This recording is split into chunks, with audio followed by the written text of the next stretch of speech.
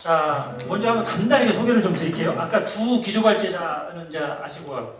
그 다음에 이쪽부터 해가지고, 예, 그리고 네이버 바로 옆에, 예. 우리 이광용 책임 리더신데요. 지금 저 정책 전략을 맡고 있는 이사입니다. 인사 한번 해주시죠. 그 다음에 우리 SLL의 먹게 준마, 포티투마루 김한수 CTO님. 네.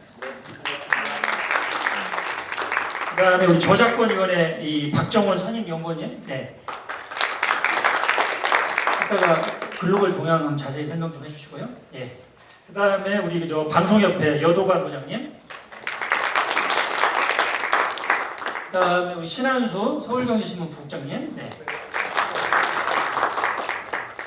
자, 그 다음에 다 소개를 해드려야 되는데 시간 관계가 잘 생략하도록 하고요.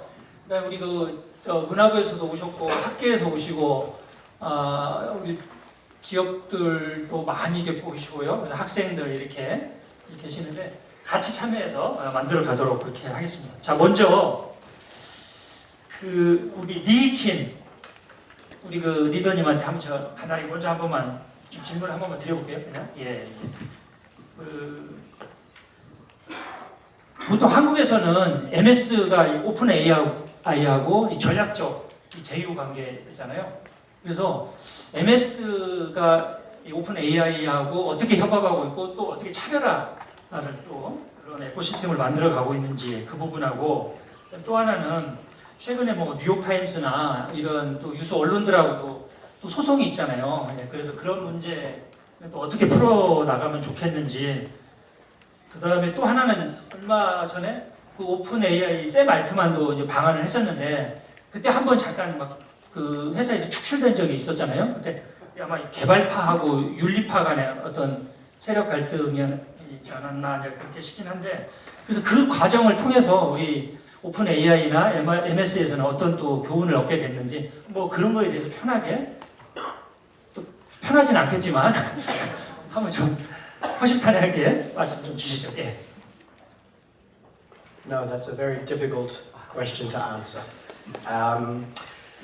So, best place to start. First thing is, with respect, I won't be able to comment on the New York Times article as it's ongoing investigation and conversation. But we've had a long relationship with OpenAI, often mischaracterized as a partnership in that we are working together to build products. That is not the case. Our collaboration with OpenAI has always been around building the technology to advance the capabilities of AI. So our vision still collectively is to build AI that serves society broadly. But an important thing to note for this audience is, and you may not realize this, but we compete with OpenAI. OpenAI is not Microsoft. And in fact, many times in the market, in the open free market, we find ourselves competing with them for opportunity and customers. And I think that's good and important because a comment I made in my keynote was on the importance of a vibrant ecosystem. And it's important that OpenAI holds Microsoft accountable as we hold OpenAI accountable, and we all hold the industry accountable. So I hope that answers your question somewhat. 네, 아유, 훌륭한 답변입니다. 예, 박수 한번 해주십시오. 그다음에 더불어서 아까 30분간 이 Sustainable and Responsible AI 이코시스템 이렇게 말씀해 주셨는데 본인이 생각하시고 30초로 한번 핵심만 한번 요약 좀 한번 해주시죠. 제가 딱 들어보니까 마이크로소프트는 좀 잘하고 있다, 막 그런 내용이긴 하더라고요. 예.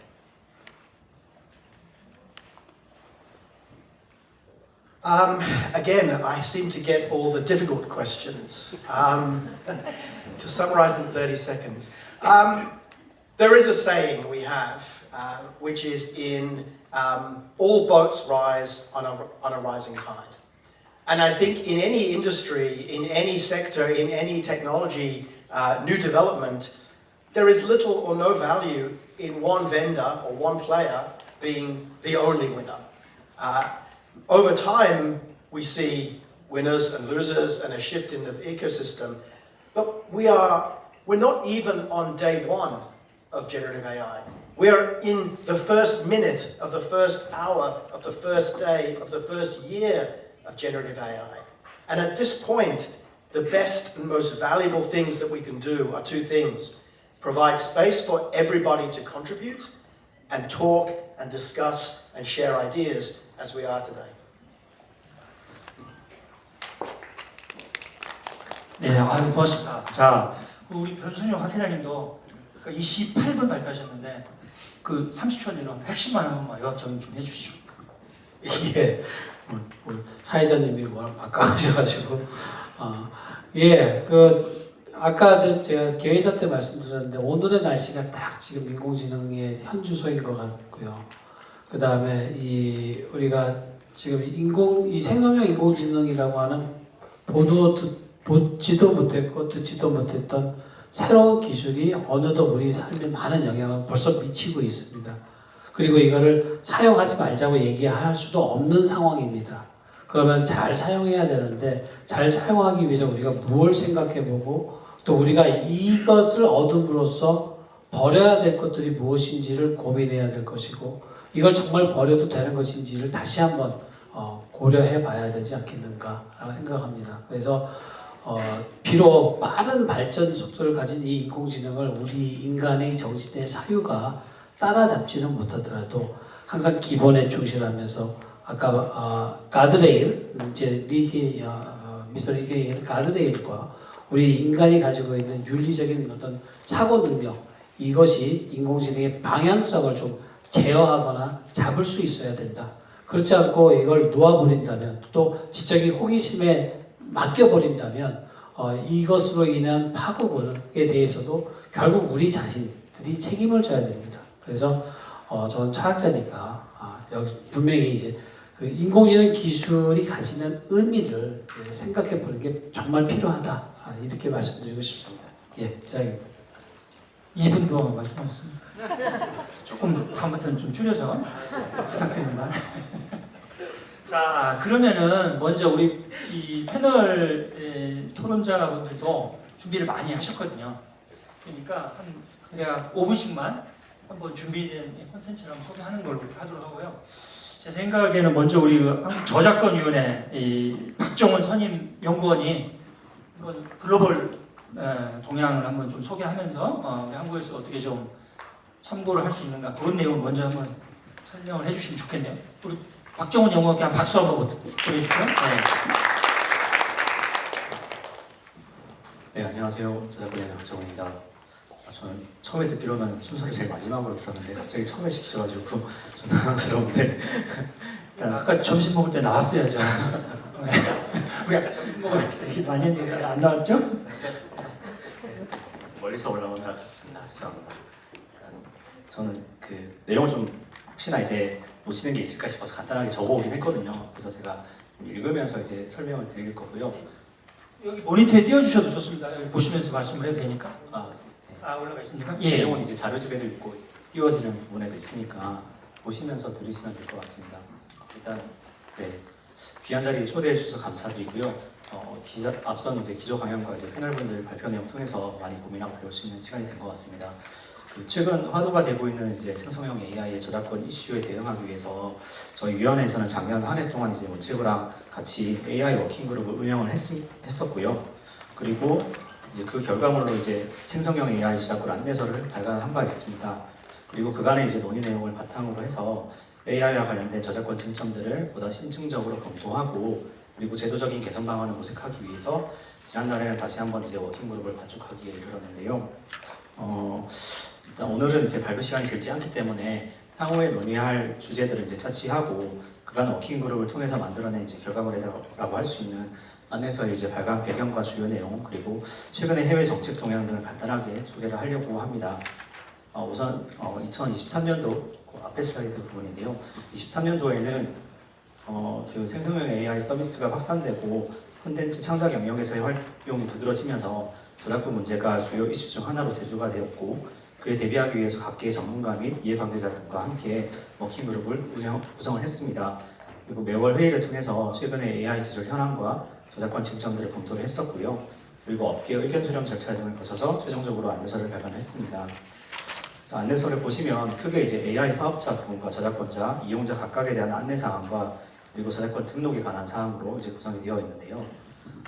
AI 사업자에 대해서는 이제 학습 단계에서 저작권법상 공정이용 규정 적용 여부가 여전히 불명확한 상황이기 때문에 저작권자로부터 적절한 보상 등의 방법으로 이용 권한을 확보해서 분쟁 가능성을 미연에 방지하는 것이 바람직하다. 그리고 산출 단계에서는 서비스 제공 시에 기존 저작물과 유사한 산출물이 도출되지 않도록 함으로써 저작권 침해를 방지할 필요가 있다는 등의 내용을 이제 담고 있습니다.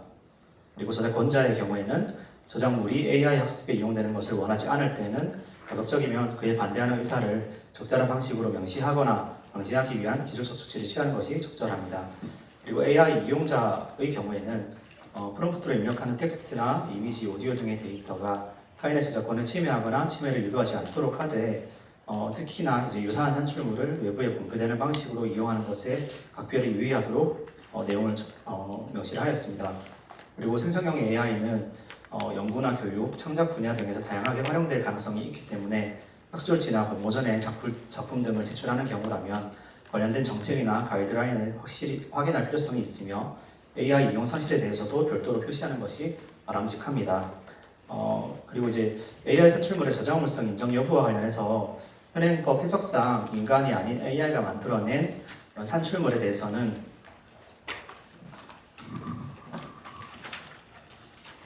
저작물성을 인정할 수 없다라고 보았고요. 다만 이제 AI 산출물의 수정 증강 또는 편집 배열 등의 작업을 통해서 창작성이 부과된 경우에는 해당 부분에 대해서 저작물성이 인정 가능하다라고 보았습니다.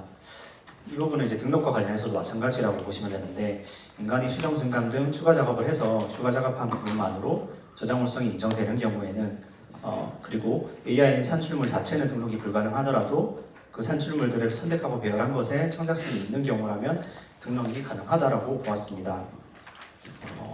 안내서 내용은 이 정도로 하고 이제 넘어가서 해외 동향으로 보면 일단 미국 같은 경우에는 이제 최근에 AI와 관련된 다양한 이제 법안들이 발의가 되고 있는데요. 일단 여기서는 이제 AI 산출물 표시를 의무화한 법안에 대해서만 일부 소개를 했고요. 그 외에 이제 정책 동향으로 작년 7월에 이제 바이든 정부에서는 AI로 인한 위험 관리를 위한 AI 회사들의 자발적 합의를 이끌어낸 바 있고 10월에는 AI 행정명령에 이제 서명을 한 바 있습니다. 그리고 미국 저작권청에서는 8월부터 이제 12월까지 AI와 관련된 정책 결정을 위해서 대국민 의견 수렴 절차를 진행을 했었고요.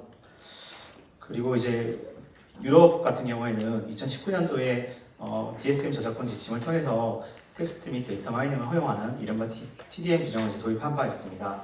그리고 최근에 이제 언론을 통해서도 많이 알려져 있지만 3자 합의에 이른 AI 액트에서는 DSM 저작권 지침 4조 3항에 따른 권리자 유보 의사를 존중할 것을 명시하는 한편 AI 학습에 사용된 정보를 충분히 상세하게 요약해서 일반 공眾에게 제공할 것을 규정하고 있습니다. 그리고 일본 같은 경우에는 2018년도에 저작권법 개정을 통해서 이미 TDM 규정을 마련하였다고 볼 수 있는데 최근에 이제 생성형 AI와 관련된 다양한 사례들이 발생하면서 기존 저작권법 규정에 대한 해석 방안이나 제도적 보완책들이 새롭게 논의되고 있는 상황으로 볼 수 있습니다. 그리고 그 일환으로 일본 문화청에서는 올해 3월 중에 이제 AI와 저작권에 관한 견해를 정리해서 발표할 예정이라고 보시면 될 것 같고요.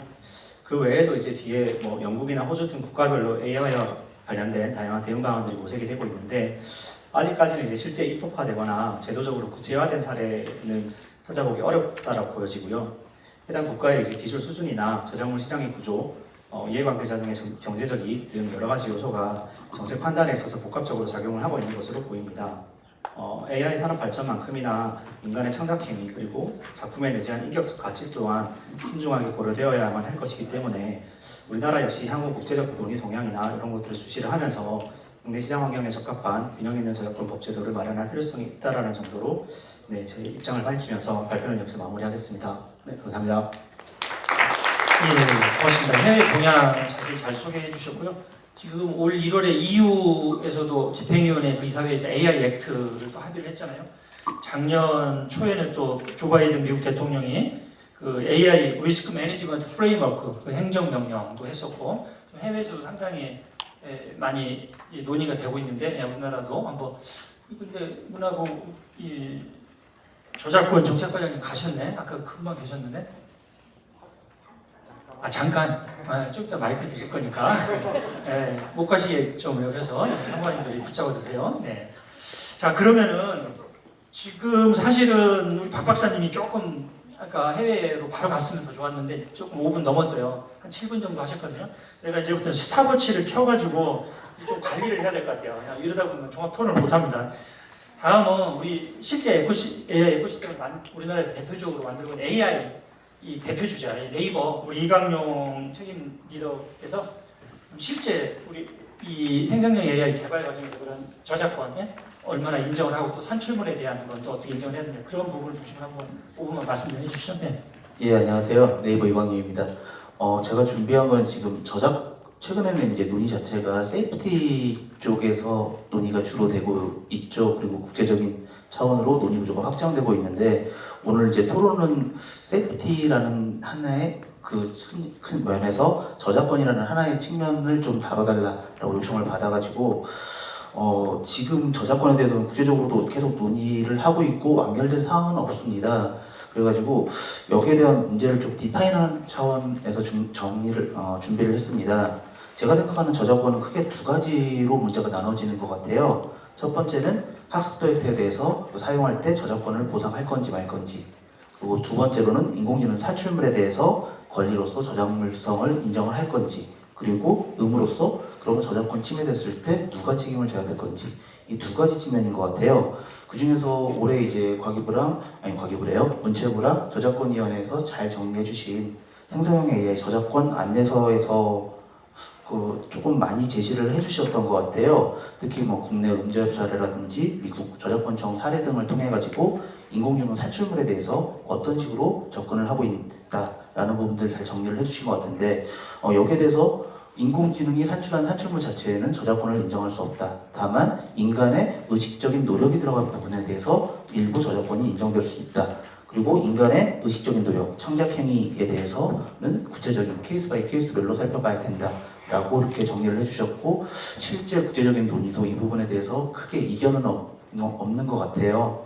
그래서 이 부분으로 크게 수렴을 하고 있는 것 같고 다만 저작권 침해 여부에 대해서 그럼 누가 책임을 질 거냐라는 부분에 대해서는 논의는 조금 없는 것 같긴 합니다. 예를 들어서 유저들이 프롬프트를 입력을 해서 나온 산출물에 대해서 본인의 저작권성을 본인이 가져간다고 했을 때 실제 인공지능 이 산출물이 누군가의 저작물을 직접적으로 침해를 했을 때 그러면 원 저작권자가 소송을 제기를 한다고 했을 때 과연 그 인공지능을 실제 개발했던 개발 사업자가 책임을 져야 될지 아니면은 실제 유저가 책임을 져야 될지 이 부분에 대한 건 명확히 없는 것 같아요. 다만 저희 입장에서는 권리나 의무라는 게 결국 동전의 앞뒷면 비슷하다고 생각을 하거든요. 그러면 저작권에 대해서 그 저작권으로서 책임을 가져가는 사람이 결국 의무도 지어야 되지 않나라는 생각을 하고 있고요.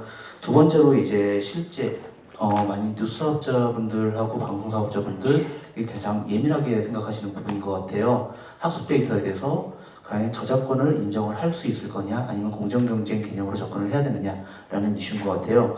이거는 데이터 종류에 따라서 조금 나눠지는 것 같아요. 먼저 창작자의 그런 권리성이 명확한 데이터들이 있는 것 같아요. 예를 들어서 언론사에서 생산한 뉴스 기사가 대표적일 것 같은데요. 즉 다른 사람이 언론사에서 생산한 뉴스 기사 같은 경우에는 다른 사람이 저작권을 침해하지 않았다라고 가정이 충분히 될 수 있을 것 같고 그다음 본인이 독자적으로 산출한 결과물이다라고 생각이 될 것 같아요. 그럼 여기에 대해서 과연 그거를 학습 데이터로 이용을 했을 때 언론사들한테 대가를 지불해야 되느냐 마느냐 여기에 대한 부분은 아직까지 계속 논의 중인 상황인 것 같고 국제적으로도 여기에 대한 건 결론은 나지는 않은 것 같아요. 저희도 작년에 약관을 개정을 하면서 실제 언론사 뉴스를 더 이상 인공지능 학습물로 사용을 하지 않고 있고 개별 언론사들하고 협의를 통해 가지고 이게 협의가 완료되면 사용할 계획으로 있습니다. 그래서 아직까지는 여기에 대해서 뚜렷한 말씀을 못 드릴 것 같고요. 두 번째로는 창작자가 명확히 특정은 되는데 그런 창작자가 산출한 결과물이 타인의 저작권을 침해했는지 안 했는지 불명확한 경우들이 있어요. 예를 들어 블로그라든지 아니면 인터넷 게시판에 일반 유저들이 올리는 글들인 것 같아요. 이런 경우에 대해서 가장 이 데이터를 저작권으로 그러니까 내가 학습 데이터로 사용할 거냐라는 것뿐만이 아니라 유저들의 옵트아웃 권리를 보장할 거냐 라는 부분이 추가적인 이슈인 것 같아요. 유저들이 올린 데이터들에 대해서 빅테크들 아니면 저희 같은 플랫폼 사업자들이 유저들이 명시적으로 내 데이터는 내가 올린 게시물들은 학습 데이터로 쓰지 마라는 권리를 줄 거냐라는 부분들에 대해서 저희도 국제적인 논의 동향 보고 있고 거기 논의 동향이 결정되면 거기에 따라서 맞춰갈 생각입니다. 세 번째로 개인정보가 포함된 데이터들 얘기가 나오는 것 같아요. 이건 기본 원칙적으로 비식별 조치하고 사용해라 라는 부분에 대해서 모든 사람이 동의를 하는 것 같은데요. 최근에 이제 텍스트 데이터뿐만이 아니라 영상 데이터 부분에 대해서 좀 의미 있는 좀 규제 개선이라고 해야 될까요? 그 올해 1월달에 과기정통부에서 규제 샌드박스를 통해 가지고 로봇들 자율주행 배달 로봇이 인공지능의 학습에 영상 정보 활용을 가능하도록 해놓는 조항이 있습니다. 그러다 보면 영상 정보를 사람들 비식별 처리를 하지 않고 그대로 사용을 하게 되고 사람들의 뭐 부딪힘이라든지 그런 거에 안전성을 좀 더 보장할 수 있도록 하기 위한 조치들이 이루어졌고요.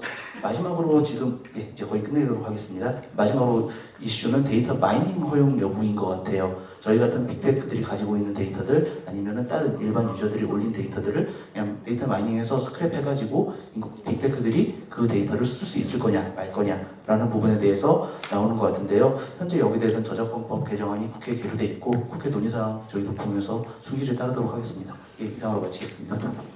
예, 고맙습니다. 예. 그러니까 토론할 때 좀 더 논의를 이어가도록 하겠습니다. 좋은 문제 제기이셨고요. 자, 그러면 다음은 그 여도관 우리 방송협회 기획심의부장님이 한번 5분 정도 한번 말씀해 주시죠. 박수 한번 보내주십시오. 네. 네, 안녕하세요. 방송협회 여도관이라고 합니다. 저희 사회자 고국장님께서 시간 어수를 항상 강조하셔가지고 제가 준비한 원고를 쭉쭉 읽도록 하겠습니다. 네. 작년에 방송협회는 회원사를 대표해서 AI 기술 개발 중인 국내외 빅테크 기업들에게 방송업계의 입장을 전달하는 공문을 보낸 바 있습니다. 방송사의 명확한 입장은 빅테크 기업이 AI 학습의 뉴스 데이터를 사용하기 위해 사전 허락이 필요하다는 것이고요. 그 다음에 적절하고 합리적인 보상이 필요하다. 그리고 합리적인 보상 체계를 만들기 위해서는 어떤 데이터가 AI 학습에 쓰였는지 투명하게 공개해야 된다는 것이었습니다. 지금 뭐 TDM 면책이라든가 공정이용에 대한 논의가 활발하게 진행 중인데요. 저작권법에 규정된 공정이용에 해당하려면 AI가 생산된 창작물이 원저작물을 대체할 수 없을 때 가능합니다. 지금 생성형 AI는 지금 인류가 쌓아온 모든 창작물들을 학습해서 엄청난 속도로 새로운 창작물을 지금 쏟아내고 있는데요. AI는 과거의 저작권뿐만 아니라 미래의 저작권 시장도 대체할 것이 거의 확실시되고 있습니다.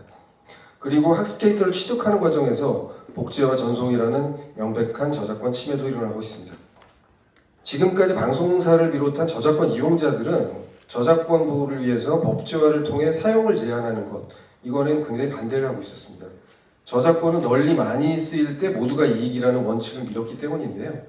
지금 AI 데이터 학습과 관련돼서는 지금까지의 입장을 고수할 수 없을 것 같습니다.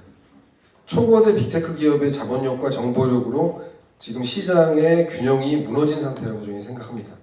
이런 비대칭 전력을 해소하기 위해서는 행정권의 개입이나 법제화를 통한 강제력이 좀 필요하다는 입장입니다. 법제화로 사용을 제한하자는 것이 아니라요. 법제화를 통해 정보의 불균형을 해소함으로써 상생의 환경을 만들자, 이런 의미입니다. 일반적으로 유저 입장에서도 생성형 AI 서비스를 선택할 때 양질의 그리고 정합한 데이터로 학습한 AI를 선택할 게 자명하지 않겠습니까? 그렇기 때문에 학습 데이터 공개는 빅테크 기업에게도 이익이 일 거라고 생각합니다. 생성형 AI가 내놓는 답변으로 유추해 볼 때 학습에 사용되는 콘텐츠는 뭐 뉴스나 문화, 특히 뭐 역사 같이 팩트가 분명하고 누가 주인인지 검증된 저작물뿐만 아니라 뭐 요리 레시피도 있고요. 뭐 화장실 곰팡이 제거하는 방법, 뭐 신발끈 단단하게 묶는 방법, 이런 거에도 다 답변을 하고 있습니다. 저작권이 있는 저작물과 누가 주인인지 모르는 저작물들이 막 뒤섞여 있을 거라고 생각을 합니다. 이런 상황에서 일괄적으로 학습 데이터를 모두 다 공개를 하는 것들은 좀 고민을 해볼 필요가 있을 것 같고요. 그러니까 전통적인 기준의 방송, 신문, 영화 같이 저작권자가 분명하고 현재의 저작권법의 보상체계에 들어와 있는 저작물들은 빅테크 기업들에서 자발적으로 공개를 하고 개인 블로그나 SNS 게시판 등에서 그 긁어온 데이터 같은 경우에는 개별적인 요구가 있을 때 맞다면은 공개하는 게 합리적이지 않을까 생각이 듭니다. 생성형 AI의 등장으로 저희 신문하고 이제 방송 같은 레거시 미디어에게 새로운 기회가 될 수도 있을 거라고 생각합니다. AI 발전으로 많은 사람들이 걱정하는 부분이 딥페이크 기술을 이용한 가짜 뉴스 문제라고 보는데요.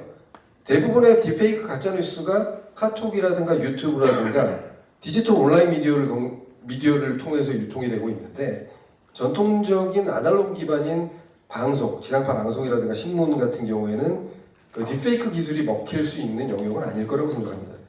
그러니까 콘텐츠 생산에 그러니까 전통적인 미디어도 콘텐츠 생산에 AI 기술을 사용해서 시청자와 독자들에게 양질의 콘텐츠를 제공하고 AI 딥페이크 기술을 이용한 가짜 뉴스를 검증할 수 있는 도구로서의 역할을 한다면 그러니까 미디어 범람의 시대에 치열한 경쟁 속에서 많이 축소되어 온 레거시 미디어들이 다시 그 위상을 찾아서 양자가 상생할 수 있는 계기가 되지 않을까 생각됩니다. 마지막으로 그 과거 소프트웨어의 자유로운 복제가 이제 판을 치던 시절이 있었죠. 70년대, 80년대, 90년대 초반까지요. 컴퓨터 프로그램도 대가를 지불해야 하는 지적 재산임을 역설한 인물이 그 마이크로소프트를 창업하신 빌 게이트 회장님이십니다. 그러니까 마이크로소프트가 비즈니스를 해오면서 가장 큰 위협이 윈도우 OS라든가 오피스 프로그램을 불법으로 복제하거나 유통해서 사용하는 불법 행위였지 않습니까?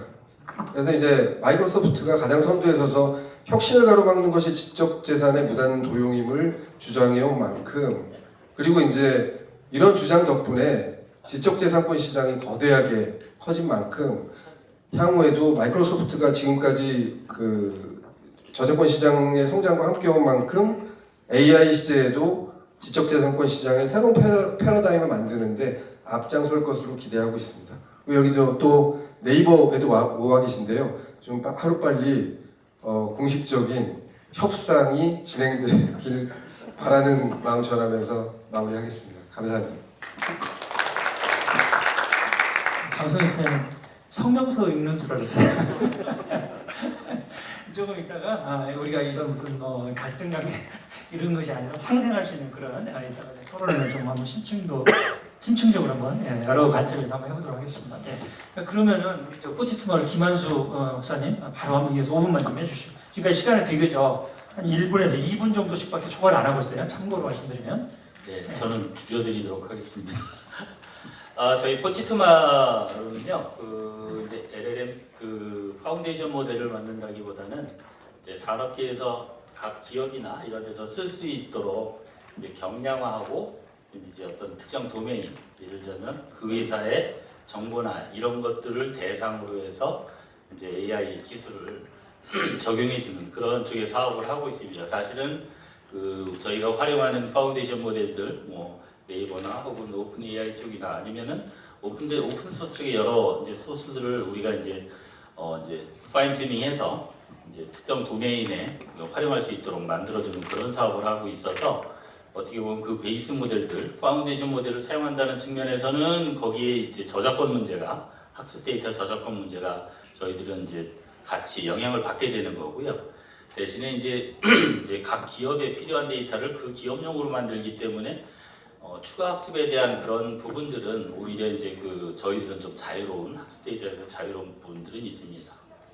하지만 이제 기본적으로 저희들도 되게 이제 당혹스럽게 생각하고 있습니다. 이 생성 제너레이티브 AI가 이렇게 빨리 올 줄 몰랐어요. 재작년 말쯤에 이제 챗GPT가 나오면서 갑작스럽게 그물살을 타게 됐는데요. 그러다 보니까 아까 교수님께서 말씀하신 것처럼 책임성 문제가 막 나오게 되고 이 AI 자체가 어떤 데이터를 넣고 룰을 알아서 생성하는 블랙박스 같은 존재이기 때문에 사실 그게 어떤 것들을 만들어낼지는 사후적으로 확인하면서 튜닝하고 이래가면서 이제 목적에 맞게 만들어가는 과정이 있는 거거든요. 프로그래밍은 룰을 사람이 정하죠.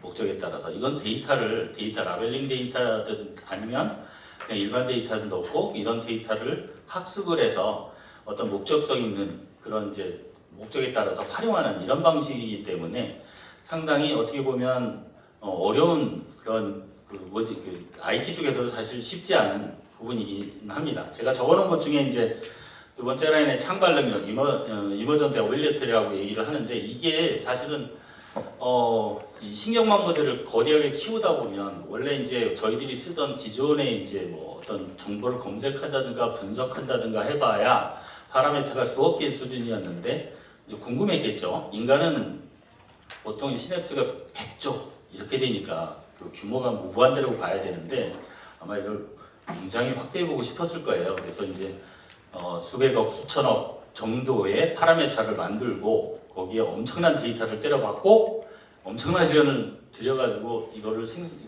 돌려봤더니 이 찬발 능력, 생각하지 못한 능력이 생긴 거죠. 마치 이해하는 것 같고 그리고 아주 자연스러운 문장을 생성해내고 그게 옳던 그르던 그래서 이제 환각 현상이라고 해서 아까 이제 초기에는 그런 거 나왔습니다. 레시피 기저주고 이런 거 과거에 많이 했던 건데요. 실제 이 LLM에서 주목하고 있는 능력은 아주 자연스러운 그 표현력, 사람처럼 자연스러운 표현, 그렇게 창작처럼 보이는 이런 표현력이고 또 하나는 맥락이나 아닌 개념을 이해하는 것처럼 말을 만들어내는 이런 능력이 사실은 제가 보기엔 굉장히 주목하게 되는 것 같습니다. 그래서 이런 부분들이 굉장히 그 산업적인 활용도가 높고 특히 이제 프롬프팅이라는 방법은 프로그래밍하지 않아도 사람이 상세하게 논리적으로 지시하면 그 세부사항에 따라서 결과물을 생성해주기 때문에 일반인들도 쉽게 프로그래머가 아니더라도 쉽게 활용할 수 있는 이런 이제 시대가 온 거죠. 이게 이제 굉장히 달라진 그 지금 산업 환경이라고 생각할 수 있습니다. LLM은 기본적으로 거대 모델이기 때문에 기업이든 어디든 활용하기 쉽지 않습니다. 지금이야 뭐 마케팅 차원에서도 그리고 산업을 키우기 위해서 이제 시장을 위해서 싸게 하지만 이 비용은 어마무시합니다. 그래서 사실 쓸 수가 없고요. 기업에서 직접 쓰려면은 LLM 예를 들면 오픈 AI 직접 써서 서비스만 쉽지 않고요. 오히려 작은 경량화시킨 대신에 능력은 떨어져도 자기 데이터만 잘 학습하고 잘 결과를 낼 수 있는 이런 모델들이 많이 필요한 상황이고 좀 형용 모순이긴 하지만 SLLM, 스몰, 라지 LLM 이런 말을 쓰게 되거든요. 사실은 그 창발 능력 때문에 LLM이라는 말을 포기할 수 없고 대신에 굉장히 작아서 작게 축소해서 활용 가능하다 이런 의미에서 저희들이 사용하고 있습니다. 그래서 내용은 거의 비슷합니다. 기본적으로 산출물에 대한 책임은 사람 것들 표절처럼 저작권을 침해하는 수준이면 반드시 그 부분은 해소해야 되는 거고요. 그리고 또 아까 그 동종교배처럼 그 학습 데이터를 계속 학습시키면 역량이 떨어지는 문제도 있고 또 이게 사람이 창작한 건지 저작권법상 아니면 이거 기계가 만들어낸 건지 이런 것들은 확인해야 되기 때문에 뭔가 표시가 필요할 거라고 보고 있습니다. 반면에 AI가 사람이 만든 것처럼 뭔가를 생성해냈어요. 이건 저작권 대상이 아니죠. 아니지만 어쨌든 만들어진 거기 때문에 그걸 이용자가 만들었던 누가 만들었던 이거에 대한 어떤 재산권은 있을 거예요. 이런 부분들은 아마 새로 정의해야 된다고 생각합니다. 이 부분은 아마 계속 논의가 되어야 될 부분이라고 생각하고요. 이제 뒷장에 따로 나온 것도 거의 같이 나온 부분이고 예전에 우리가 2000년대 초에 구글이 검색을 크게 활성화시키면서 그때도 이제 그 데이터 크롤링하고 그다음에 이거 과연 마음대로 써도 돼? 이런 문제가 있었습니다. 그때보다는 이거는 학습에 사용하기 때문에 좀 더 문제가 심각하고 하기 때문에 말씀하신 부분들 해가지고 필요한 부분들은 해야 되는 부분이고요.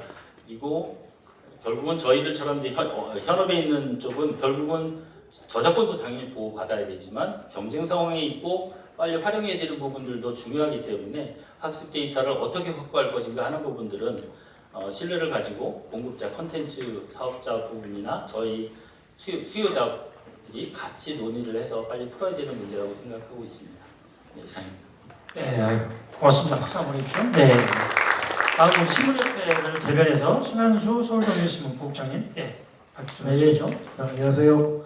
저 서울경제신문 신한수입니다. 근데 제가 아무래도 마지막이다 보니까 이게 다른 분들이 다 이게 좋은 말씀 해주신 거에 반복이 될 것 같은데요. 하여튼 저는 오늘 저를 불러주신 이유는 원론적이거나 학문적인 내용보다는 아주 좀 실무적인 이런 내용에 대해서 말씀을 좀 해달라 이런 말씀이신 것 같아서 일단 저는 논의를 뉴스 컨텐츠 관리자, 그러니까 컨텐츠 관리자의 입장이나 시각으로 확 좁혀서 좀 구체적인 말씀을 좀 드려보려고 합니다. 그래서 여기 이제 저희 자료집에 있는 장표를 보시면 제목하고 그 이제 뒷장 사진에 보시면은 저희 이제 문구가 이제 눈에 띄실 텐데요. 저게 이제 작년에 그 미국에 있는 인터넷 미디어인 인사이더에서 이제 직원들이 그 감원 통보를 받은 이후에 이제 시위를 할 때 실제로 들고 나왔던 피켓이라고 하더라고요. 근데 뭐 저기서 저 리플레이스라는 표현이 조금 뭐 약간 무리가 있을 수는 있습니다만 일단 지금 분명히 이제 뉴스 미디어들은 그 생성형 AI가 새로 등장하면서 굉장히 많은 이슈들이 생겨나고 있다고 생각하고 또 그리고 굉장히 위기 의식을 느끼고 있는 것도 사실은 사실입니다. 그래서 뭐 이제 이 생성형 AI 시대에 이제 뉴스 저작권 관련돼서 이제 있는 이슈라고 한다면 이제 크게 두 가지, 뭐 앞서 뭐 많은 말씀 주셨지만 두 가지 정도를 들 수 있을 것 같은데요. 이제 두 가지가 이제 과연 학습용 데이터의 저작권 보호 문제, 그리고 또 이제 미디어에서도 이제 생성형 AI를 활용하는 게 많이 늘어나고 있기 때문에 그럼 이렇게 생성형 AI를 활용해서 이제 만든 이제 뉴스라든가 콘텐츠의 저작권은 누구한테 있는가, 이제 이런 것들이 이제 문제가 될 것 같은데. 사실 아직은 두 번째 문제는 그리 많이 나오고 있지 않습니다. 그래서 주로 이제 첫 번째 얘기, 그러니까 생성형 AI의 학습 과정에 사용되는 뉴스 데이터의 저작권 침해 이슈. 저 부분에 대해서 이제 얘기가 많이 나오고 있기 때문에 뭐 일단 오늘 저도 이제 저 부분만 내용 말씀을 드리려고 하고요. 그리고 이제 실무적으로는 뭐 이제 그런 문제들이 이제 주로 이제 있을 것 같습니다. 뭐 공정 이용에 대한 문제라든가, 뭐 TDM 면책 문제라든가, 그리고 이제 뉴스는 과연 그럼 공공재냐? 아니면 이제 기업의 이윤을 추구하는 수단이냐, 뭐 이런 것들도 이제 대립이 되는 개념일 수 있을 것 같고요. 그리고 이제 저작권법상으로 또 보호받는 뉴스, 보호받지 않는 뉴스. 그럼 이거 어디까지 저작물이라고 인정하고 뭐 저작권을 보호해줘야 하는가, 뭐 이제 이런 문제들도 이제 다 얘기가 이제 될 수 있는데 사실 이제 저런 문제들이 그러니까 말 그대로 이해관계가 굉장히 복잡하게 얽히는 문제거든요. 그렇다 보니까 이제 이해관계 당사자들이 알아서 이렇게 원만하게 잘 조정하고 합의하고 하기는 참 어려운 문제입니다. 이제 그렇다 보니까 이제 세계적으로는 이제 국내 앞서는 얘기가 나왔습니다만 뭐 뉴욕 타임즈라든가 뭐 AP라든가 이제 그래서 이미 소송전이 시작되기도 했고요. 아니면 이제 계약에 대한 협의가 진행되기 시작도 했고요. 이제 그런 이제 상황들이 벌어지고 있는 것 같습니다. 그래서 국내에서도 마찬가지고요.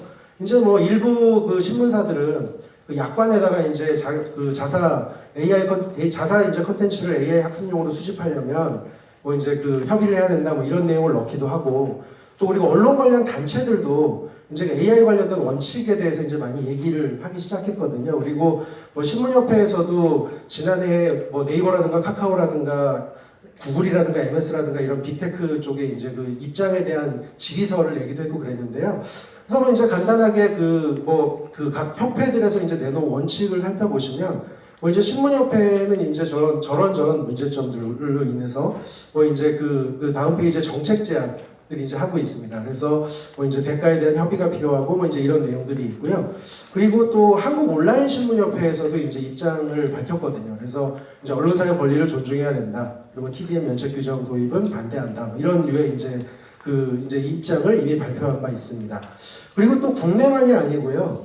뭐 이제 요즘에 이제 글로벌 스탠다드에 대해서 글로벌한 기준들을 말씀들을 많이 하시는데 사실 세계신문협회에서도 글로벌 AI 원칙을 이미 발표한 바 있거든요. 저기서도 이제 직접재산권 관련된 내용과 그리고 또 뭐 투명해야 되고 뭐 이제 이런 내용이 있는데 사실 저는 세계신문협회 글로벌 AI 원칙에서 제일 눈에 띄는 점은 지속 가능한 개발이더라고요. 그러니까 이게 단순히 뭐 대가를 지불하고 뭐 비용이 들어가고 이런 문제가 아니라 고품질 데이터를 제공하는 업체에 대해서 인센티브가 있을 때 그 고품질 데이터를 통해서 고품질의 고퀄리티의 AI를 개발할 수 있고 그래야 이제 지속 가능한 이제 생태계 구성이 가능하다. 뭐 이런 거에 대해서 이제 원칙을 제시하고 있습니다. 뭐 물론 이제 저 이제 신문 언론 관련 단체들이 제시하고 있는 원칙들이 뭐 합의가 됐고 뭐 이렇게 통용이 되는 거라고 볼 수 있지는 않지만 일단 뭐 저작권자들 입장에서 이제 저런 원칙들을 내놓는 거죠.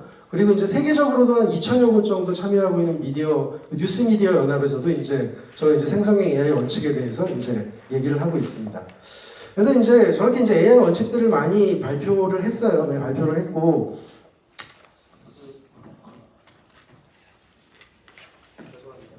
그래서 근데 최근에 또 이제 저런 원칙들과 함께 이제 최근에 이제 있었던 모바일 월드 콩그레스 2024에서도 AI 주권에 대해서 말씀을 많이 하시거든요. AI 주권, 뭐 소버린 AI 말씀을 많이 하시는데 사실 저희 저작권자들 입장에서도 그 AI 주권을 확보하기 위해서 이렇게 굉장히 많은 투자와 노력을 하고 계신 기술 기업들한테 굉장히 경의를 표하고 싶습니다. 굉장히 고생 많이 하시고 투자도 많이 하시고 계신 건 사실인데, 그런데 이제 주로 이제 저때 얘기가 나올 때 저런 주권이 저희가 그 AI 주권이 올바르게 확립이 되려면 참여하는 모든 주체가 좀 고르게 기여를 하고 고르게 혜택을 받는 이런 생태계가 구축이 돼야 되는데, 최근에 나오는 생태계는 주로 이제 앞단이죠. 그러니까 뭐 파운데이션 모델을 개발하는 회사와 뭐 그 위에서 서비스를 개발하는 스타트업과, 그래서 이제 효과적인 비즈니스 모델이 만들어지고 이제 이런 생태계에 대해서는 많이 말씀을 하시는데, 사실 저희 그 저작권자들, 콘텐츠 창작자들 입장에서는 그 후선에 대한 생태계도 고려가 돼야 된다는 말씀을 꼭 드리고 싶고요.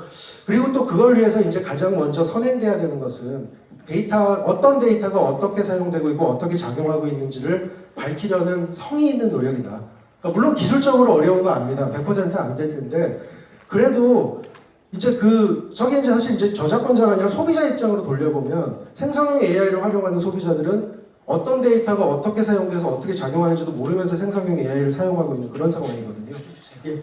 그래서 일단 앞서 말씀드린 것처럼 저런 이제 생태계 구성을 위해서 노력해야 되는데, 가장 먼저 선행돼야 될 것은 학습 데이터가 어떻게 어디서 사용되고 어떻게 작용되는지를 밝히려는 성의 있는 노력, 그리고 또 뭐 양자 간의 또 이제 좀 전향적인 자세의 협상, 이런 것들이 필요하고요. 저작권 법제도 자꾸 이제 기존의 연장선상에서 얘기하면 얘기가 안 될 것 같아요. 그래서 좀 획기적인 새로운 법 철학을 가지고 얘기를 해봐야 되지 않을까. 뭐 좀 뜬금없는 얘기지만 왜 저작권자는 인간이어야만 하는가, 이런 것부터 고민을 하고 시작해야 되지 않을까 싶습니다. 예, 감사합니다. 네, 고맙습니다. 네. 이렇게 AI 개발사와 또 이 콘텐츠 크리에이터, 아까 입장차가 팽배하죠. 네. 한데 지금 오늘 좀 다각도로 우리가 이런 저작권 이슈와 또 윤리 이슈 뭐 다양한 관점에서 다뤄보면서 서로 간에 조금 접점을 한번 찾아보도록 하겠습니다. 지금 남은 시간이 대략 보니까요 한 30분 정도 이렇게 종합 토론 시간이 남았네요. 예. 그렇게 좀 이해를 해주시고요. 지금 질문을 많이 주고 계세요. 여기 보면은 아까 제가 말씀드렸잖아요. 여기 이 뒷부분에 QR코드 이렇게 찍고 질문이나 의견 올리실 수 있다고 해요. 오픈 채팅방에서 이렇게 많이 주고 계시는데, 이 한 분의 일단 질문을 제가 좀 먼저 읽어드릴게요. 한국의 저작권위원회에서 발표한 가이드라인은 미국, 영국, EU, 일본 등 여러 나라의 가이드라인과 어느 부분이 유사하거나 동일하고 또 어느 부분이 다른지 그거를 좀 설명을 좀 해주시죠. 이건 박 박사가 한번 좀 얘기를 해주면 좋겠네요. 예. 일단 외국 같은 경우에 아직 뭐 가이드라인이라고 할 만한 게 나와 있는 것은 잘 없고요. 저희가 주로 많이 참고했던 것은 이제 미국에서 나와 있는 이제 등록 관련된 지침과 관련된 그런 내용들이라든지 기존에 저작권청에서 이제 안내되었던 그런 부분들을 좀 많이 참고를 했던 부분이었던 것 같고요. 그리고 이제 그 외에는 사실 구체적으로 이제 뭔가 이행 방안이라든지 뭔가 등록이라든지 이런 것과 관련해서 이제 참고를 할 만한 부분들은 크지는 않았던 것 같습니다. 그 외에 이제 일본에서 그런 이제 최근에 나오는 그런 최근에 이제 참고할 만한 부분들이 이제 일본에서 아까 말씀드렸던 그런 뭐 저작권청에서 지금 해석 방안과 관련된 그런 부분들이 지금 검토가 되고 있는데, 그런 부분을 이제 향후에 저희가 조금 더 이제 연구를 해봐야 될 부분이라고 생각을 하고요. 그 부분은 이제 저희가 올해 이제 워킹그룹을 또 운영을 하고 있는데, 그때 이제 좀 반영을 해서 조금 제도적으로 보완할 수 있는 부분이 있으면 조금 더 고민을 하고 또 반영할 부분이 있으면 또 반영을 해서 또 진행을 해야 될 부분이라고 생각합니다. 네, 고맙습니다. 그러면 마이크 한번 청중석에 한번 갖다 주실 수 있나요? 네.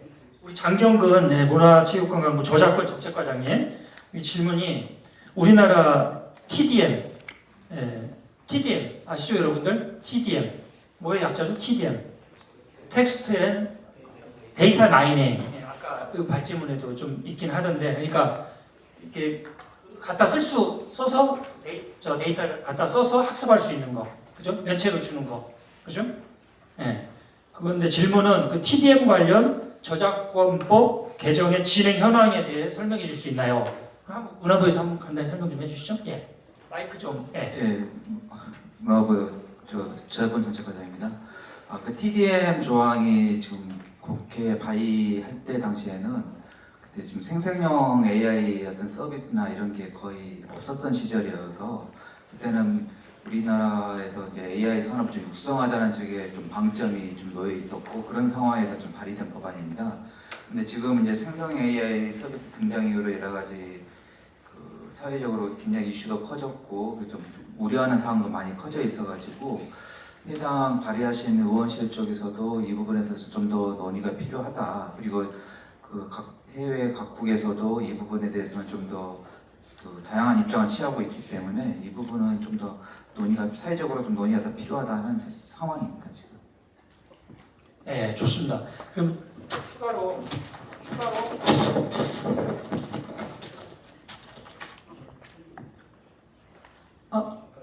손을 드신 분이 계신가요? 예. 예. 그럼 한번 마이크 우리 보니까 박용주 한국전자기술연구센터 팀장님이시네요. 보니까. 그게 네. 아니고 저는 직업교육정책연구소 현수 소장입니다.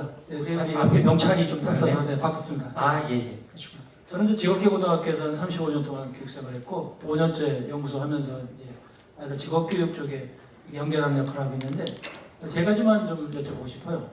이제 저작권 문제 때문에 많이 학교에서 그 침해 사례도 해가지고 이제 여러 가지 어려움이 좀 있었거든요.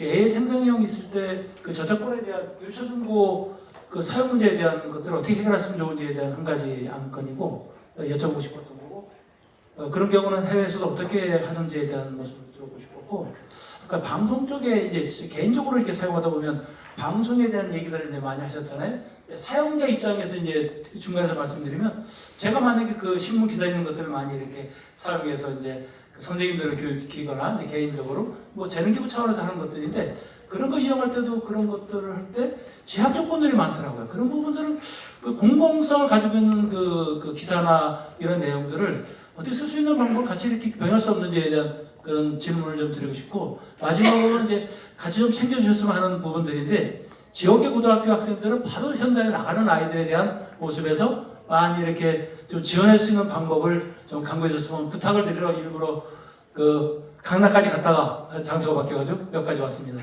지역교육정책연구소 현주였습니다. 반가웠습니다. 감사합니다. 그럼 이 답변은 저작권위원회하고 방송협회하고 짧게 좀 답변 좀 해주죠.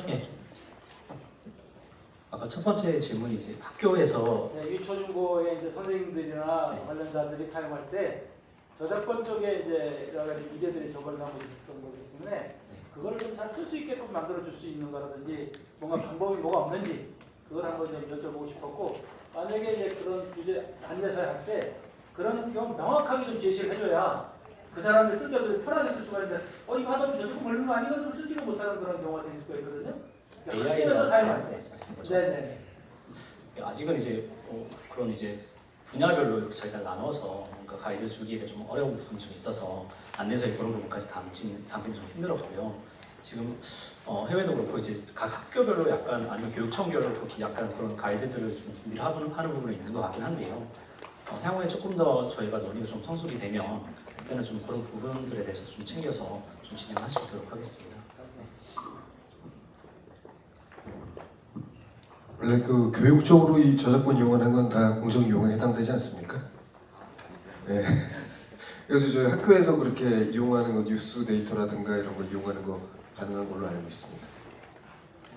개인적으로 사용하다 보면 상당히 이게 정보 더 들어가게 되면 긁을 수 없게끔 만들어가지고 근데 쓸 때 많이 불편하게 만들어놔서 어디 공공성 있다고 하면 그런 부분들은 언론에서 기본적으로 공정성 가지고 있는 부분들은 쓸 수 있게 편하게 만들어주면 어떨까라는 그런 사용자 입장에서 말씀을 좀 드렸습니다. 참여해 주셔서 감사합니다.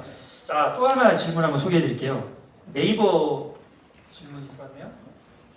MS나 그러니까 마이크로소프트나 구글은 생성형 AI 사용자에게 저작권 침해 이슈가 발생하면 책임지겠다 이런 발표를 한 것을 알고 있습니다.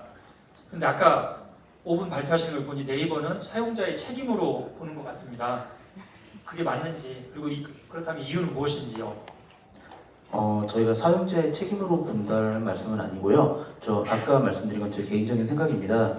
즉 저작물에 대해서 권리성이 인정되는 자, 저작물성에 대해서 권리성이 인정되는 자가 거기에 따른 의무도 지우는 게 맞지 않나라는 개인적으로 생각을 가지고 있고요.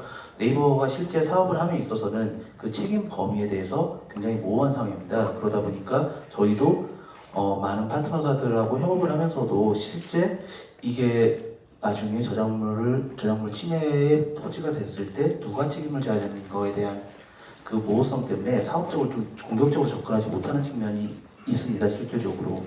그래가지고 이런 부분들은 빨리 논의가 돼서 좀 명확하게 정리가 됐으면 하고요. 그 다음에 클로바 X가 저희가 오픈을 하면서 실제 저작물 관련해가지고 약관에 이런 걸 조금 넣어놓은 사항들은 있습니다. 저희가 프롬프트에 입력해서는 안 되는 유저한테 좀 주의를 촉구하는 내용들 중에 하나가 저작권자의 허락이 없는 저작물을 프롬프트에 입력해서는 안 된다라고 규정을 해놓고 있고 약관에다 규정을 하고 있고 만약 이를 위반할 시에는 입력값을 삭제하고 유저한테 경고를 한다 정도지 유저한테 책임을 지우겠다 정도까지 나가진 않고 있습니다. 두 번째로는 저희가 클로바엑스를 유저들이 사용을 했을 때 서비스 이용을 중단하고 제한하고 또는 이용 계약을 해지할 수 있는 사유 중에 하나로 저작권자 등 제3자의 권리를 침해한 경우를 명시를 하고 있습니다. 이 경우도 역시 서비스 이용을 중단하거나 그 제한을 하는 거지 그 유저한테 뭐 책임을 묻겠다까지도 나간 상황은 아닙니다. 그래서 이런 부분들은 조금 더 논의가 진전이 돼가지고 저희한테도 명확한 규정들 그리고 저희의 책임 범위라든지 유저의 책임 범위들이 좀 명확하게 제시가 됐으면 하는 바람입니다. 네, 좋습니다. 지금 논의를 좀 더 글로벌 포럼으로 한번 만들어보죠. 그러면 우리 리킨 리더님, 지금 EU는 올 1월에 그 AI 액트, 그 유럽 집행위원회 이사회에서 좀 합의를 봤지 않습니까? 조 바이든 대통령은 작년 1월에 그 AI 위험 관리 프레임워크 그 행정명령 이렇게 하고 그랬는데 그거에 대해서 지금 기술과 정책을 다 다루는 분이니까 상당히 이해 폭이 넓으실 텐데 좀 그걸 좀 설명을 좀 해주시면서 좀 마이크로소프트에서는 좀 어떤 입장으로 좀 건설적으로 이렇게 좀 대안을 가지고 가고 있다 이렇게 한번 설명을 좀 해주시죠. Thank you. I don't have vast knowledge by any stretch, but I have the opportunity and the privilege to see what is happening around the world and to try and make some sense of that. And I think, I believe as you mentioned in some of your opening comments in your keynote, that we have Europe looking very much at a citizen-centric approach to societal good, AI to protect society. We have the US with a very industry-centric view about ensuring that industry does the right thing. We have others, we have the China policy as well, which is very much on looking at the state view. And as you say, right in this region today, in Asia, we don't necessarily have any single point of view. What's probably most important? We've talked a lot about many of the risks of copyright and data and infringing on people's rights, creative rights and other things. But there's also the other side of that, which is the opportunity that exists for Korean industries and for other global companies to interact and cooperate and work together and share services.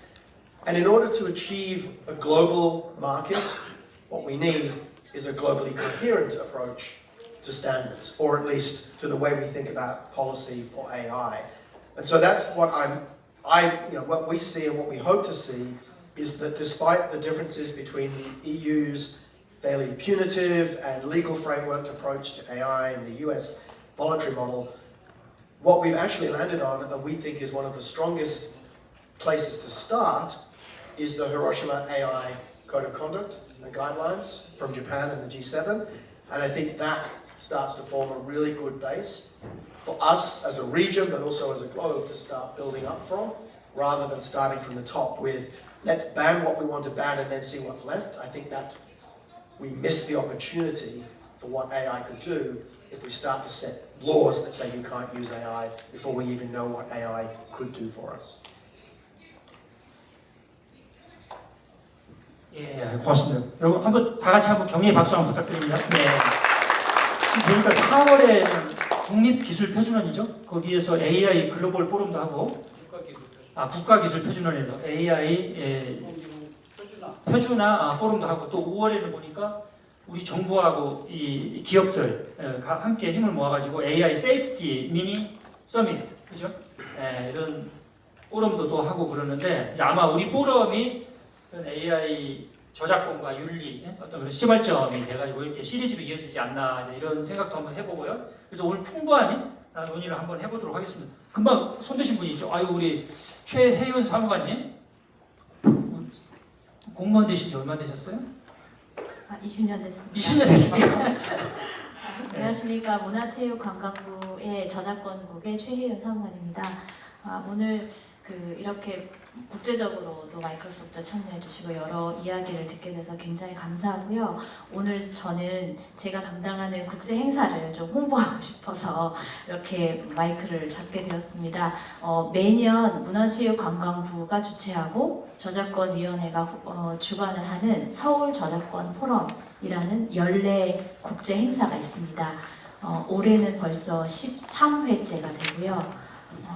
AI와 관련돼서 주요한 국제 인사들을 모시게 되었습니다. 그래서 아까 다양한 다른 국가의 정책이 어떤 것인가를 박정훈 연구원님이 말씀해 주셨는데 그 당사 기관들이 다 오십니다. 첫 번째로 미국의 USPTO 특허 상표청의 토니 어드바이저가 담당하시는 분이 오시고요. 그다음에 일본의 문화청에서 지금 저작권 담당 기관이고요. 거기에서 3월에 발표할 AI 관련된 보고서를 담당하시는 분이 오십니다.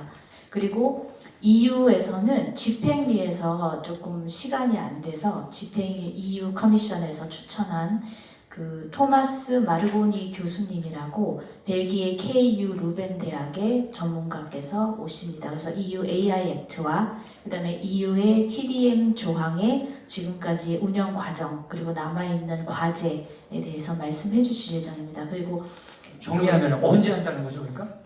네. 끝까지 들으시라고 일부를 말씀 안 드렸는데 6월 4일 화요일입니다. 그리고 장소는 서울의 엠베서더 풀만이고요. 그리고 제일 하이라이트는 마이크로소프트에서 참석을 해주십니다. 쌤 알트만이 옵니까? 오픈 AI? 예, 아쉽게도 그분은 너무 바쁘신 것 같고 그분의 비등비등한 쿠퍼님이라고 런던 베이스의 어시스턴트 제너럴 카운서리 오십니다. 그래서 많이 이 정도로 참석 네, 부탁드리겠습니다. 감사합니다. 감사합니다. 오늘 참석한 분들 100여 분 되는데 박수 한번 보내주시고요. 네. 6월 4일 아까 어디라고 장소가? 엠베서더 호텔에서 AI와 저작권 다루는 글로벌 포럼 한번 같이 참여해서 논의를 이어가시면 좋겠습니다. 자 그러면은 질문이 상당히 많아가지고 한 번만 더 제가 읽어드릴게요. 학습용 데이터에 레벨을 달아준다는 개념이 실제 가능할지요? 실제 웹에서만 떠도는 데이터들만 해도 우리가 셀 수 있는 데이터인지 그러니까 한마디로 그 데이터를 누구 데이터인지 확인할 수 있느냐 아마 그런 질문인데 싶습니다. 그리고 이들의 저작권이 있는 데이터인지 구별하고 저작권자에게 의사를 표명하기까지 현실적으로 가능하다고 보십니까? 그러니까 우리가 AI로 뭐 그림이든 뭐 음악이든 시든 소설이든 뭐 영화 시나리오든 동영상이든 뭐든 다 이제 만드는 세상이 되고 있잖아요. 이제는 뭐 이미지 생성을 하고 얼마 전에 제가 소라를 보고 저도 굉장히 충격을 받았는데요. 그런데 그 소라를 만들기 위해서 걔 AI가 학습한 데이터 이걸 어떤 걸 학습을 했는지 이게 갈래를 탈 수가 있는지 아마 또 그런 질문인 것 같습니다. 지금 보니까 예. 한번 이걸 개발사들이 한번 얘기를 해주실까요? 네. 포티투마로에서 네. 네. 사실 그 TDM이라는 게 데이터 앤 텍스트 이제 마이닝 쪽이 검색하면서 데이터를 직접 갖다 쓴다기보다는 검색하기 위해서는 그 데이터가 어디 있는지 출처를 확인하기 위해서 인덱싱하고 인덱스 데이터를 만들기 위해서 책 뒤에 맨 뒤에 보면 인덱스 있지 않습니까? 그거 만들듯이 그거 만들기 위해서 크롤링을 한 거였고 결국은 이제 그렇게 해서 찾아주는 서비스를 하고 결국은 그 사이트로 보내준단 말이죠. 새로운 유형의 서비스였지만 어쨌든 그 데이터를 긁어서 분석을 했잖아요. 이게 과연 합리적이냐 이걸 해도 되는 거냐에 대한 문제였는데 지금 AI 쪽에서는 데이터를 긁어다가 인덱싱하는 그런 수준이 아니라 학습을 하지 않습니까? 사람이 보고 이해하듯이. 그러니까 요거는 좀 더 이제 저작권 입장에서 보면 좀 더 딥한 문제인 것 같기는 하고요. 그런데 여기서 질문하는 것처럼 인터넷에 떠 있는데 저작권을 확인할 수 없다. 그럼 이거 누구한테 책임을 물어야 되느냐 하는 거는 사실 공개한 쪽이 문제가 되지 않을까 하는 생각이 듭니다. 지금 이 부분에 대해서 좀 더 덧붙여서 설명해 주실 분 있으세요? 예, 권 교수님. 예, 그 실제 그 국립국어원에서 국어 데이터 가지고 이제 그 인공지능 개발자와 회의를 한 적이 있어요. 근데 그 인공지능 개발자 입장에서는 이게 말뭉치가 좋은 내용이든 나쁜 내용이든 상관없고 오히려 나쁜 내용도 다 있어야 얘네들을 제대로 학습시킬 수 있습니다. 그러니까 로 데이터를 주세요가 이제 개발자들의 입장이었고 국립국어원의 입장에서 이제 말뭉치의 데이터를 다 가지고 있는데 국립국어원에서 제공하는 말뭉치를 가지고 학습을 했는데 얘가 그걸 학습해서 사용자와의 대화 속에서 욕설을 하고 음란성이거나 편향적인 말을 했다. 그럼 뭘로 학습했냐? 국립국어원에서 제공한 데이터다. 이렇게 되면 문제가 될 것이다. 그래서 줄 수가 없다. 네, 이런 관점이었어요. 그래서 이제 그때 저도 그 회의에 참석했을 때 기술자의 입장을 충분히 이해는 하지만 만약 그 논리가 맞다면 인공지능을 학습시키기 위해서는 좋은 데이터, 나쁜 데이터를 다 배워야 된다고 한다면 우리 실제 초등학교 도덕교과서에도 아이들이 잘 판단하기 위해서는 좋은 짓, 나쁜 짓 다 도덕교과서에 실어야 될까요? 이런 물음을 던진 적이 있습니다. 그래서 이제 국립국어원에서는 이제 에티컬 클리닝을 하는 작업을 하는데 사실은 윤리 데이터를 만들기는 굉장히 어려워요. 저도 참여해서 만들어 보려고 했는데 이게 이제 그 국어 문법 갖고 언어 문법으로는 해결이 안 됩니다. 그래서 이제 제가 주장한 거는 윤리 문법이 따로 있다. 근데 그럼에도 불구하고 윤리 문법을 얘기하면서도 윤리 데이터를 만드는 건 불가능하다. 그래서 할 수 있는 건 뭐냐면 비윤리 데이터를 만들어서 이거를 학습시켜서 이거를 하지 않는 것 쪽으로 지도하는 거. 그래서 결국은 이제 비윤리 데이터를 그래서 만들기 시작을 했거든요. 그래서 결국은 지금 이제 학습 데이터의 경우에는 그래서 저는 이제 데이터 등급제 혹은 데이터 태그가 반드시 필요하다고 보고 있고요. 우리가 인공지능을 평가할 때 이 인공지능이 어떤 데이터를 가지고 학습했는지가 분명히 투명해져야 됩니다. 학습한 결과와 과정은 투명할 수가 없고 알 수가 없어요. 그럼 어떤 데이터를 가지고 학습했느냐는 거는 분명히 그래도 밝혀져야 우리가 그 인공지능을 믿고 안전하게 사용할 수가 있습니다. 그리고 예를 들어서 초등학생들, 그러니까 아동을 대상으로 한 서비스를 하는 인공지능이 성인용 데이터를 가지고 학습했다? 학부모들이 그거 사용 못하게 할 거예요. 그래서 그 연령별, 마치 우리가 영화에서 이게 전 연령 관람과 무슨 청소년 관람과 X등급 이렇게 나누듯이 이 데이터 등급도 그런 부분에서 어느 정도 데이터 등급제가 좀 데이터 등급제가 시행되어야 한다라고 저는 주장하고 있습니다. 지금 이후에 AI 액트도 그런 방향으로 좀 가고 있는 거죠? 등급을 이렇게 나눠가지고 데이터를 개발사들이 그냥 쓸 수 있는 거 아니면 어느 정도 좀 협의를 해야 되는 거 이렇게 나누고 있는 거죠? 네, 좋습니다. 그리고 아까 우리 교육에 활용할 수 있는 정보 아까 질문 주셨잖아요. 저쪽에 있는 보니까 김명조 우리 서울여대 교수님이 여기다가 이렇게 올리셨네요. 여기에 좀 가입을 좀 하시죠. 지금 42분밖에 안 들어오셨네요. 여기 지금 100여 분 되는데 네. 그 학교에서 교육에 활용하실 때는 저작권위원회에서 운영하는 공유마당 무료학습 데이터를 이용하시면 조금이나마 도움이 될 듯합니다. 이렇게 했습니다. 예, 좋습니다. 그리고 여기 질문하신 분 중에 보니까 황준호 박사님이 여기 있는데 여기 황준호 박사님은 직접 마이크 잡고 한번 질문을 좀 해주시죠. 짧게. 예. 네, 반갑습니다. 국제인공지능윤리협회 이사 황준호입니다. 제가 궁금한 거는 인공지능이 나타나기 전에 데이터에 대해서 좋은 데이터, 나쁜 데이터 우리가 다 알고 있는데 결국 인공지능이란 기술이 나타나서 학습을 하고 마이닝하고 이제 그런 부분들은 상당히 기술적인 부분이잖아요. 근데 그 기술이 천문학적인 속도나 그 자본으로 인해서 만들어졌단 말입니다. 시스템이, 머신이. 그러면 사실은 그 자체 안에서 그 전에 있었던 학습에 대한 굿 앤 배드에 대한 내용을 그 시스템 안에서 그냥 정리돼서 나와가지고 우리는 편안하게 사용할 수 있기만 하면 될 것 같은데 그거를 만들어 주시면 어떨까 하는 게 저의 생각입니다. 네, 좋습니다. 감사합니다. 자, 이거 누가 따라하시겠어요? 네, 김한수 씨. 네. 아까 저기 교수님, 김 교수님께서 말씀하신 내용하고 좀 그 내용에 들어가 있는 것 같습니다. 이게 사실 사람의 학습 과정은 어렸을 때부터 문화적으로나 혹은 이제 법제도, 상식, 그다음에 그 어떤 그 뭐 집안의 가풍이라든가 이런 거를 통해서 뭘 해야 될지, 뭘 하면 나쁠지, 마약은 하면 안 돼, 욕하면 안 돼, 이런 거 다 알면서도 하는, 해도 알고는 있잖아요. 근데 이 AI는 그냥 통짜로 그 단면을 잘라서 데이터를 한 번에 집어넣고 그런 백그라운드의 학습이 없이 혹은 그런 이제 기준이 될 만한 것들이 없이 한 번에 학습이 이루어진 게 사실이라는 말이죠. 사실 사람의 학습 과정과는 굉장히 다르기 때문에 그래서 생기는 이제 윤리적인 문제가 생길 수밖에 없는데, 그러다 보니까 이제 아까 도피에서 보듯이 바깥에 이제 세이프하게 뭔가를 이제 스크리닝하고 필터링하고 이런 것들을 잡아 나가는데, 말씀하신 방법도 사실은 생각해 봐야 할 문제라고 보는데, 그러다 보면은 사람을 교육시키듯이 교과서도 필요하고 또 그 이전에 굉장히 그런 것도 필요할 거란 말이죠. 그건 사실 AI 인프라에 해당하는 부분인 것 같습니다. 지금. 제가 질문을 정확히 이해를 못했는데요. 좀 안전한 인공지능을 너희들이 만들어서 유저들한테 제공을 하면 안 돼, 이렇게 이해를 하면 될까요? 네.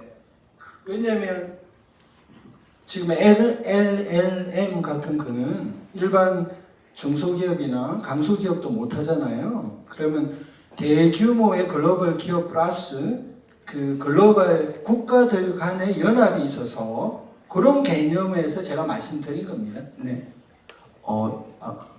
지금 아마 국제적인 논의도 그리고 저희 회사도 그러고 논의의 수준이 지금 최근 들어서 확 깊어진 느낌이에요.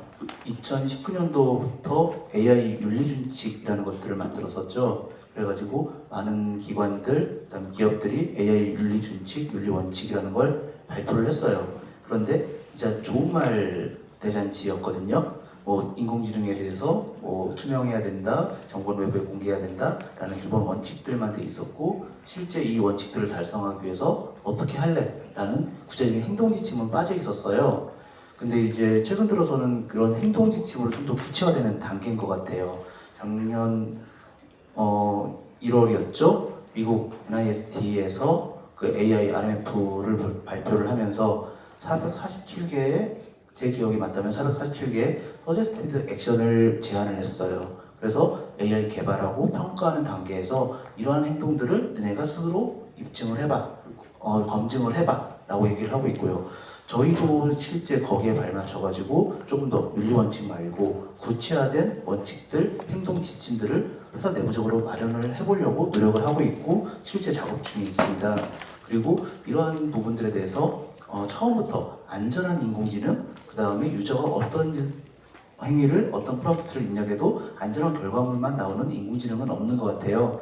그러다 보니까 저희도 그런 리스크를 해칭하기 위해서 하고 있는 게 레드티밍을 내부적으로 운영을 하고 있거든요. 그래서 저희 스스로가 조금 탈옥 비슷한 행위를 해보면서 인공지능의 위험성을 걸러내고 거기에 따라서 수정을 해나가고 있는 상황이기도 합니다.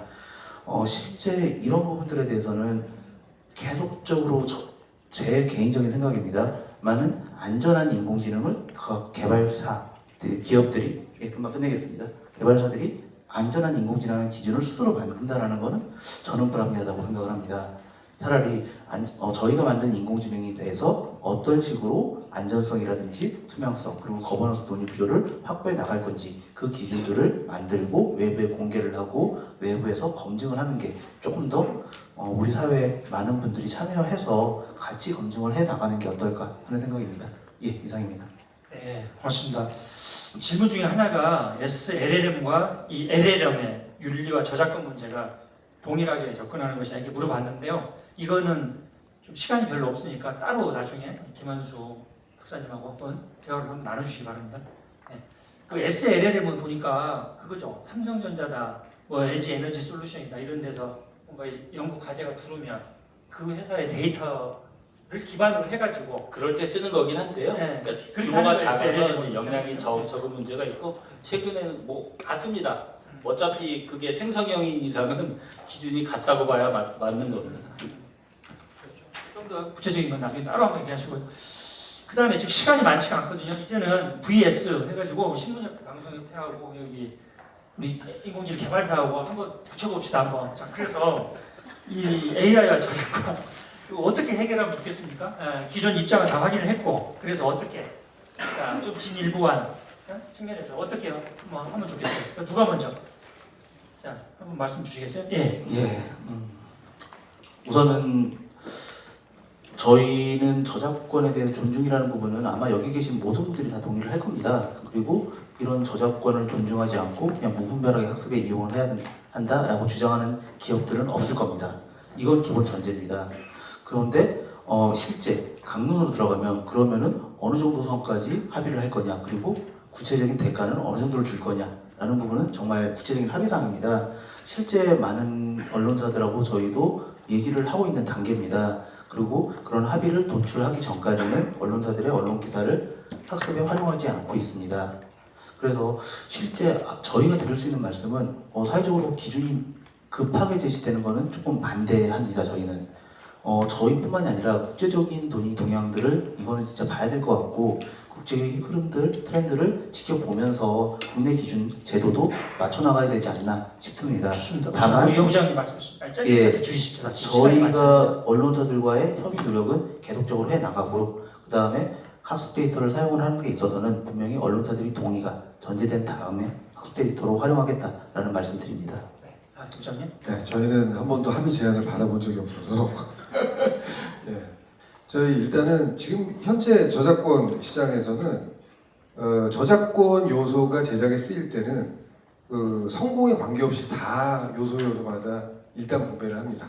뭐 태양의 후예라는 그런 드라마 있지 않습니까? 드라마를 딱 보면 성공의 여부와 관계없이 저희 김우숙 작가에게 원고를 지급하고 시나리오 지급하고요. 송중기, 송혜교 출연료 지급하고요. 뭐 이런 식으로 뭐 음악에도 다 이렇게 지급하죠.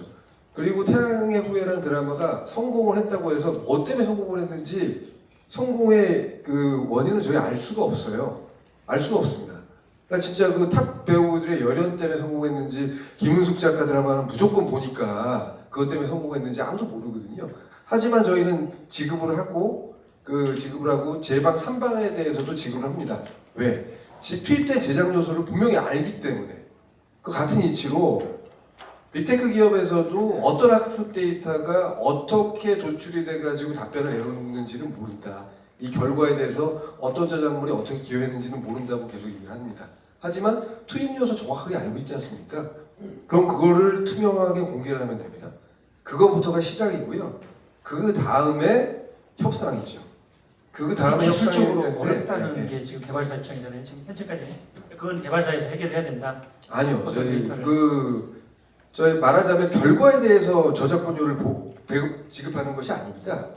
저작권은 투입 요소가 들어가면 저작권을 지급해야 하는 거죠.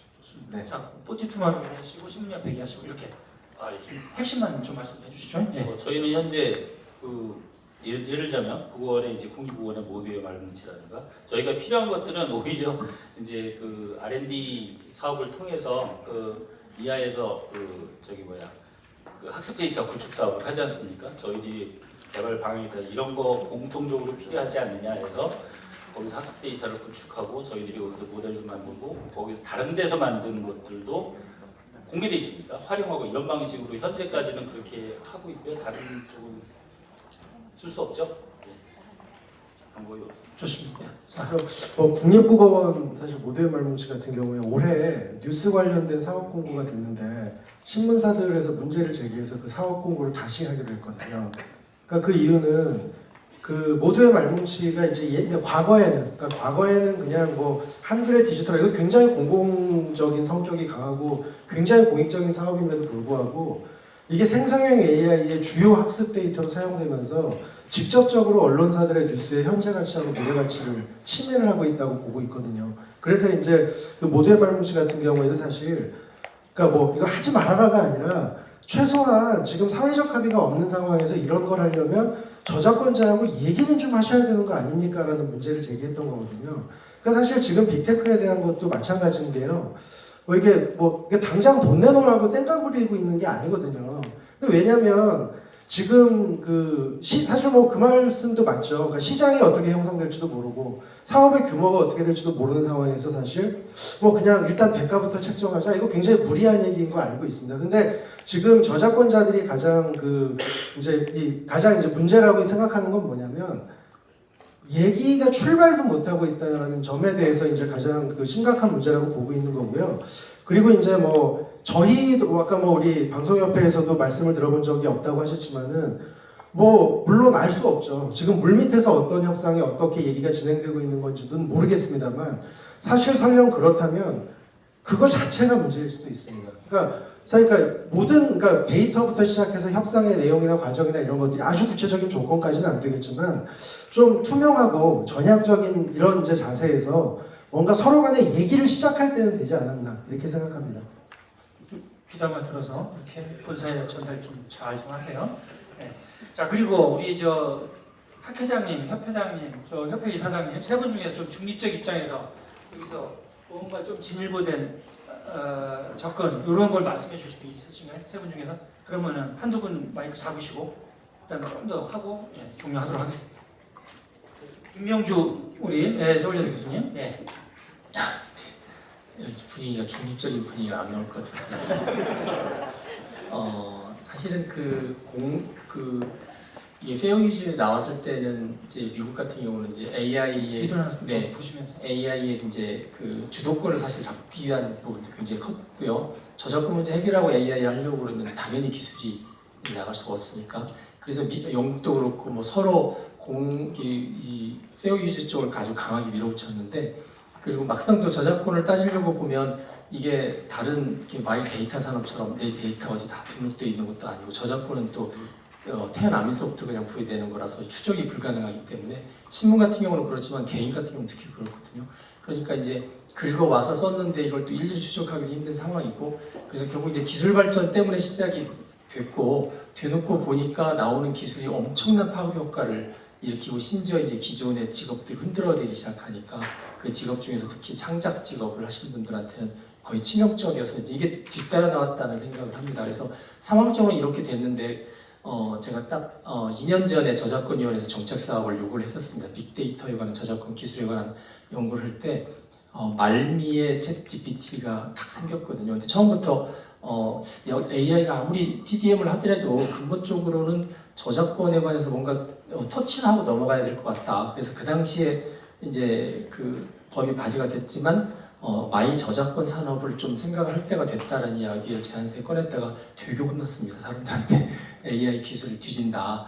그런데 그게 챗GPT 나오고 나서 뒤집혔는데 지금 와서 생각하면 그런 것 같아요. 그러니까 저도 공학을 했고 컴퓨터를 했지만 기술 발전에 있어서의 필요한 요소이긴 하지만 좀 주변을 보면서 가는 게 순서였는데, 이게 AI 기술이 너무 이제 첨단을 달리고 앞뒤를 막 누가 먼저 점유하느냐는 싸움에서 이제 저작권 문제가 다시 이제 피해를 봤다는 생각을 많이 하고 있고, 그나마 뉴욕 타임즈라든지 굵직굵직한 데 소송을 걸면서 이제 제기를 하니까 이게 표면에 떠오르는 거고, 특히 이제 문광부 입장에서는 저작권을 보호해야 되는 주무부서이기 때문에 또 이런 부분들을 이 제기하는 건 맞는 것 같습니다. 근데 이제 결국은 이게 저는 이제 시민들이 판단할 거라는 생각을 해요. 쭉 보면서 결국 이제 법이라는 게 법의 정서가 있고 이게 사회가 바뀌면 그 디지털 사회 시민들의 역량들이 이렇게 쭉 볼 텐데 이걸 쭉 보면서 어느 쪽으로 흘러갈지에 따라서는 그거에 따라서 합의가 되든지 아니면 처벌이 되든지 규제가 되든지 되지 않을까 싶고, 그때까지는 각자의 입장에서 자기의 논의에 충실하게 좀 해서 입장들을 서로 이렇게 견제하면서 토론하는 게 더 필요하지 않을까, 시간이 좀 필요할 거라는 생각을 갖습니다. 네, 고맙습니다. 아까 리킨 리더님도 이렇게 뭐 소라나 생성형 AI가 이렇게 급속히 발전하고 있으면 결국은 길게 보면 지금 AI 초기 발전 단계라고 이렇게 하셨잖아요. 그래서 지금 우리가 원하든 원하지 않든 언젠가는 우리 AI가 인간의 지능에 근접하거나 하여튼 추월하는 그런 세상이 올 텐데, 거기에 따라서 진짜 이 AI와 저작권 문제 이걸 좀 우리가 같이 중지를 좀 모아봐야 되겠습니다. 사실은 좀 안타깝게도 좀 시간이 80분 넘었거든요. 80분이 좀 넘어서 종료를 하긴 해야 되는데, 그래야 5분 정도 쉬시고 세션 2로 이렇게 가거든요. 그럼에도 불구하고 한번 마지막으로 좀 내가 한 말씀 좀 드려봐야겠다 이런 분이 있으신가요? 있으시면 뭐 마이크를 한두 분만 드리고 종료하는 걸로 하겠습니다. 자, 예, 그럼 종료를 할까요? 예, 알겠습니다. 그래서 보통 저는 세션을 하면 2시간 하거든요. 이렇게 80분 정도 하고는 너무 부족하더라고요. 이렇게 하다 보면은. 근데 오늘은 이제 시간적 제약이 있어가지고 이렇게 됐는데 좀 자들 그럼에도 불구하고 다 이 어떤 많은 시사점과 인사이트를 얻지 않았나 그런 좋은 자리가 되지 않았나. 뭐 여기서 합의를 보는 건 아니잖아요. 서로가 입장차 그 속에서 어떻게 하면 좀 더 논의를 모아가느냐 이게 중요합니다. 예, 오늘 고맙습니다, 여러분들. 자, 박수 한번 보내주세요.